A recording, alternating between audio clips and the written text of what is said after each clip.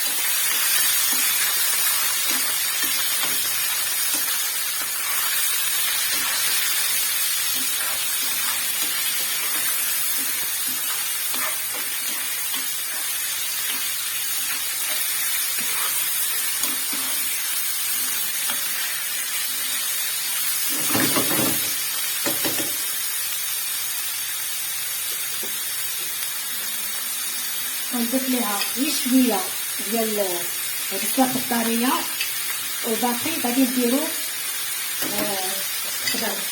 الطماط الخليطه يكون ما طايبش، كاين داك اللي ما طايبش كيجي فيه واحد المذاق اللي كيجي فيه زوين.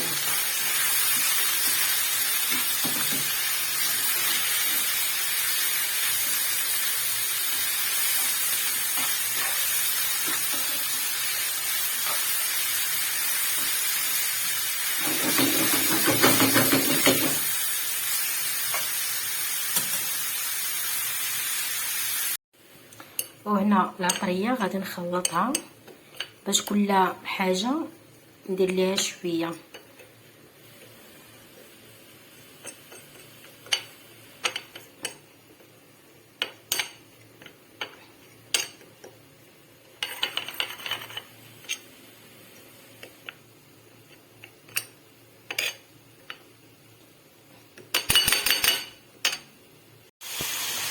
هنا من بعد ما تشحر لينا الدجاج مع داك شويه البصيله غنخليه حتى يوقف زيتو، حتى ما يبقاش فيه حس ديال الماء، ونخليه على جنب.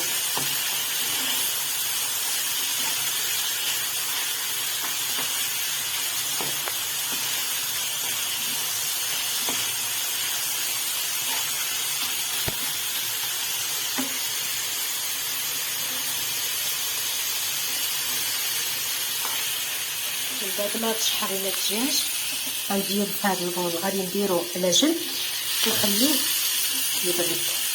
نحاول نزيد دجيجه ونخلي الزيت.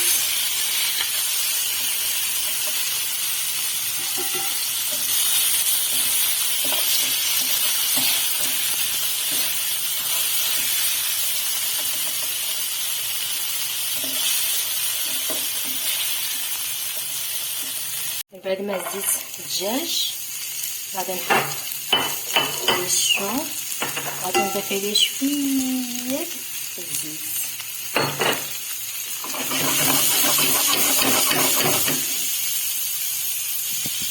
انا حطيت الدجاج وحطيت عليه شويه البصيله خضراء، وهنا حطيت عليه الزيتون بالعظم. هنا غادي نحط ديك جوج مزيودات اللي دايرين صغار. من بعد ما نكمل لي الشو غادي نزيدو عليهم، غادي نزيد عليهم البطاطا مقليه مربعات والقرعه. هنا درنا ثاني شو القرعه تشحر، ودرت معاها شويه ديال المليحه وشويه ديال الزبيبه، وغادي نخليوها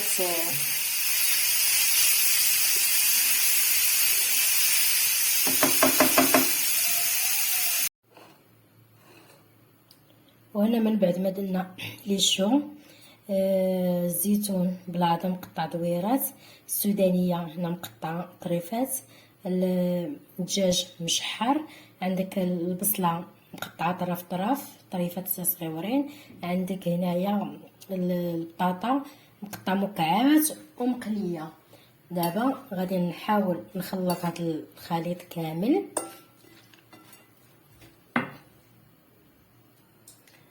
من ما خلطتهم قسمت الخليط على جوج، النص غادي نزيد ليه هاد القرعه اللي شحرت،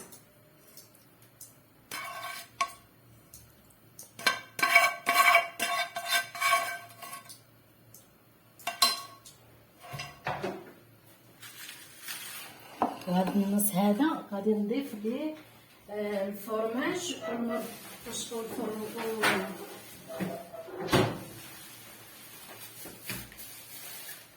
غنضيف ليه الكاشير، شويه ديال الكاشير محكوك،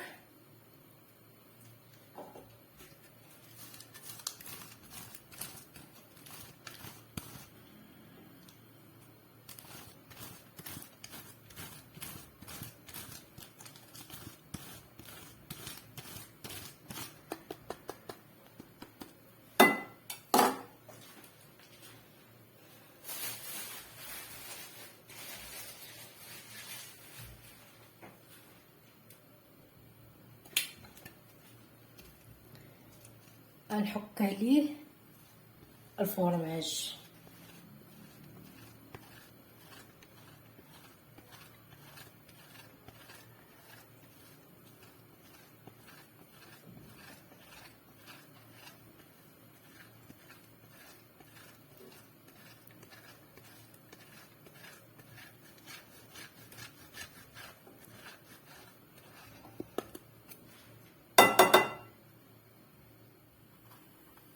كنديروا طرف ديال الخس وكنديروا معلقه، المهم حتى يعمر.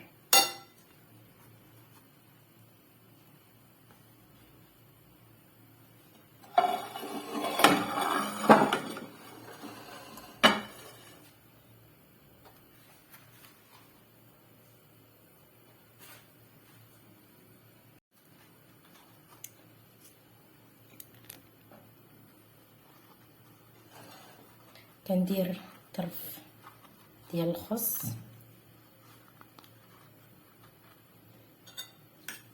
وكنعمر بالحشوه ديالنا.